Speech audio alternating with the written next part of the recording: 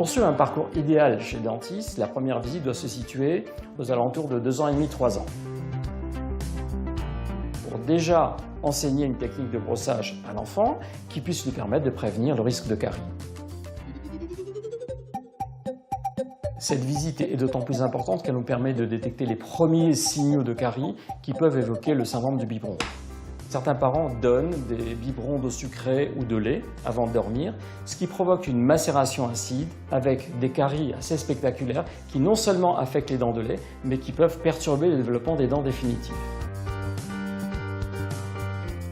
À partir de l'âge de 3 ans, on devra assurer donc des visites régulières, tous les ans, mais il y a vraiment 3 périodes importantes dans la vie d'un enfant, 6 ans, 9 ans et 12 ans. À l'âge de 6 ans, les premières molaires définitives apparaissent et elles sont beaucoup plus sujettes aux caries. Pour prévenir ce risque-là, on va mettre au fond de la dent, au niveau des sillons, un vernis fluoré qui va fermer l'accès de la dent aux bactéries et donc à la carie. C'est ce qu'on appelle le scellement des sillons.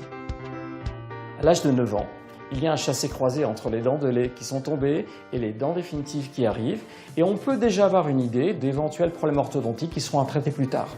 Et à l'âge de 12 ans, on pourra faire un diagnostic plus précis pour confirmer ou pas le traitement orthodontique. Le traitement orthodontique n'est pas uniquement esthétique. Et on sait aujourd'hui qu'un bon alignement des dents va permettre un meilleur brossage et donc prévenir le risque de carie, mais aussi le risque de déchaussement et d'assurer un avenir dentaire sans problème.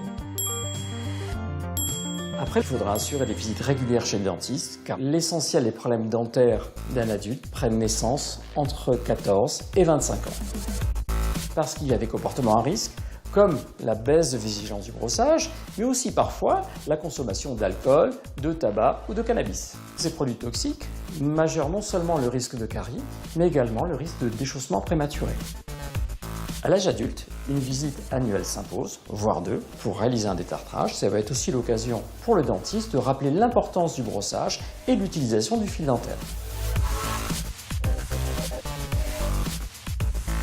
Il y a un moment clé dans ce parcours idéal de soins, c'est la grossesse. Bonjour docteur. Vous allez bien ? Très bien et vous ? Les bouleversements hormonaux de la grossesse augmentent non seulement le risque de carie, mais d'infection des gencives.